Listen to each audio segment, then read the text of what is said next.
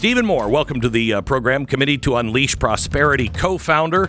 If I remember right, you've been with me against tariffs for a long time. Have you changed on this? Because I think I'm changing, Stephen. Hey, Glenn. So good to be with you. And by the way, I'm also an informal advisor to Trump on the economy. And, oh, good. And by the way, he knows that I'm not a huge fan of tariffs, but I mean, you set this up very well. You know, a tariff is basically a consumption tax. Correct. If we had something you and I have talked about over the years, Glenn, is a national retail sales tax to replace the income tax. Well, if you did that, you would essentially be, taxing everything when it came in to the country because it's going to be consumed here. And so what Trump is basically talking about, which I think is a really interesting idea, is not necessarily getting rid of the income tax, but lowering all the tax rates to 15%. Right now, we're at like 30% or more. And then imposing what world do you live in? I'd celebrate with 30% income tax. Yeah, right. I mean, if you're really rich, you could be up to about 40%. Yeah. So I kind of like that idea. I mean, so I broached with Trump the other day this idea 15, 15, 15. So how about if we have a 15% corporate rate, a 15% individual income tax rate, a 15% universal tariff, a 15% cap gains dividend.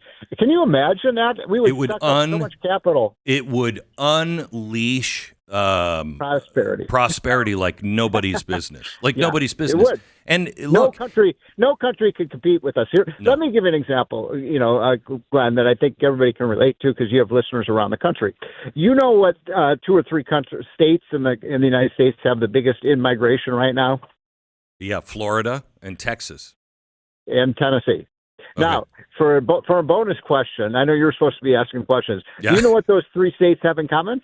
No income tax. No income tax. Yeah. So people and businesses and capital and jobs migrate to the places with low tax rates. So if we had the lowest tax rates in the world on top of, the greatest workers in the world, the greatest minds in the world, the freest country in the world, I mean, we would just blow away the rest of the world. And Trump is I don't know, it's going to be tough to get that done, but that's where he wants to end up.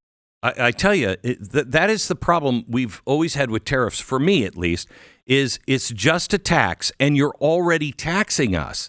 Right. And, it's like, well, then buy American, and you don't have to pay for that tariff. Okay, but I'm already being taxed at a pretty high rate. Please, I don't want to pay more for things that maybe I want, or maybe that are cheaper because they were coming from China. Yeah, so let me explain. Again, this is a good conversation for people to have because, Trump has said different things at different times. But in my conversation with last week, it was basically saying, he puts it very simply. He said this in some of his speeches, too. What he wants to do is charge a 15% tax on things that are made in China or, Europe or Japan. But if it's made in Michigan or Ohio or Pennsylvania or California or Maine, he wants to have the rate 15%. And I'm like, well, I can live with that, Mr. President. I think that's a pretty cool idea. I mean, I'm an America First guy. If I'd rather have people buy things that are made in America, all things equal. Wait. You just said if it's from China, you're paying 15% tariff. But if it's made in America, you said you pay an extra 15%. No, not an extra. That's zero. I'm sorry. We're cut it. No, What I'm saying is you're going to pay a 15% income tax if it's made in the United States. In other words, the profits you make on selling something, let's say you make widgets, and you make a profit on making those widgets in Pennsylvania or wherever it is, you're only going to pay a 15% income tax. But to buy that product, if it's made in America, you don't pay any tax. No. Yeah. It's not no. In other words, so what you're trying to do is skew the table a little bit more in favor of buying things made in the U.S. versus other countries. And by the way, that's what all the other countries do to us. I know.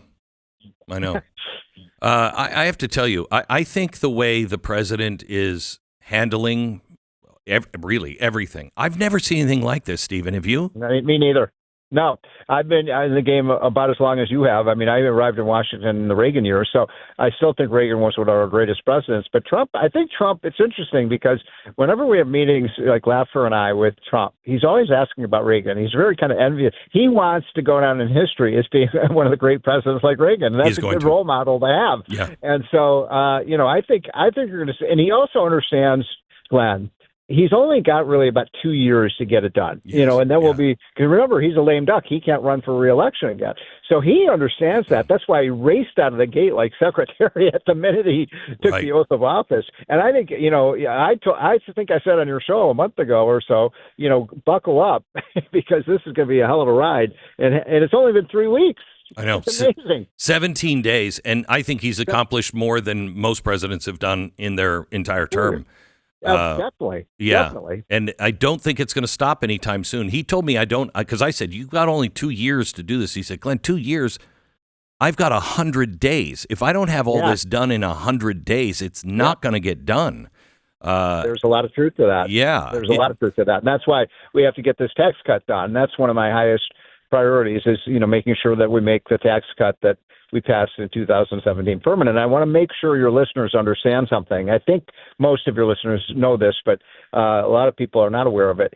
If Congress does nothing, everyone's taxes are going to go up next year. Correct. Everyone's, and we don't want Donald Trump raising taxes on people. And so we got to get this tax cut done. I like his idea of no tax on tips. I like the idea of no tax on overtime. We'll add some other things on it. But these are all oriented towards making the American economy great again. And it's going to work. Why aren't we going for 15-15-15 over doing, making this permanent? Why not just in one move try to go for the whole enchilada? Stick around, my friend. That may happen. We'll see how it turns out. At the very minimum, we have to make those tax cuts permanent. But we may go further than that. I mean, we may go with 15-15-15. And that would be a remarkable accomplishment. And then, we're going to produce American energy. He's already slashed the regulation costs. So it's going to make America incredibly competitive. And the jobs are going to flow here, not to China and Japan and all the other countries. We not only have to grow our bottom line, grow our way out of this, which we can, but we also must cut. If it'll take, I think, 65 years at this point at the speed of Doge, and they're cutting like crazy to actually balance the budget. Are we going to be able to cut enough? Is there an appetite for that? Well, I've been as I said, I've been in this town for 40 years, and Republicans talk a good game, but when it comes right down to it, they like to spend money just as much as Democrats do. So, but look, I think. How about what Trump is talking about getting rid of all these crazy foreign aid programs? I mean, the left is hyperventilating about this, but those programs never work. They don't lead to any development. They just create a huge international bureaucracy of people who hate America. So, I mean, this guy has a spine of steel. I mean, he really does. He really does. Stephen, thank you so much. God bless you. Okay, Glenn. Keep us informed, will you? We should check in more office. Yeah. I will. Okay. Thank you very much. Stephen Moore, Committee to Unleash Prosperity.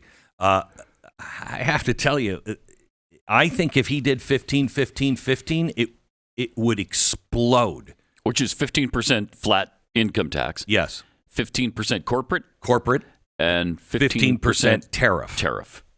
Wow. So you don't make it in America. You know how many people, what's the company that bought Ford and Jaguar and everything? Stellantis? What? I can't remember the name of that company.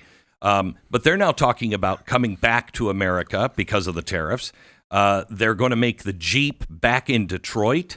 They've already moved 1,500 jobs back to a factory here in America. They're going to now move them also back to Detroit to make the Jeep back in America. That's what happens. Yeah. If you have a tariff and you have 15% tax, this is why, it's fascinating. This is why when we were headed towards that global government, this is why the president and all the leaders of the West tried to get an agreement that there would be a minimum corporate tax. Do you remember that? Mm-hmm. And we were all part of that. A minimum corporate tax. No. We're not going to hobble everybody. If we can work it to our advantage so we grow, why would we hobble ourselves? Yeah. And 15-15-15 would blow the world away. Blow it away. Make us far more competitive than any other industrialized nation. The jobs that would be created here, you would get more money into the coffers of the United States government because the prosperity would be so high. Yeah. It'd be amazing. And to replace the progressive income tax with just a 15% flat tax, that would make such a huge difference. Are you kidding me? In Americans' lives. Think of just this. If we had a flat tax, think of how many dollars are wasted on IRS audits. Yeah. How much time is wasted at places like H&R Block? Yeah. Your accountant, how much time you spend putting your taxes, getting the receipts, figuring it all out. Think of just the man hours. Forget about the money that's being lost in preparing it. Just the man hours. If you had those man hours back, what could we be doing with that money and those man hours? Just that is game-changing in growing the economy because you have more money to keep and more time to do what you want to do. Mm-hmm. I'm telling you, if he can do 15, 15, 15, if he could pull that off, it's a new world. And Stephen Moore said it's a possibility? Yeah. That's pretty amazing. That is amazing. That is amazing.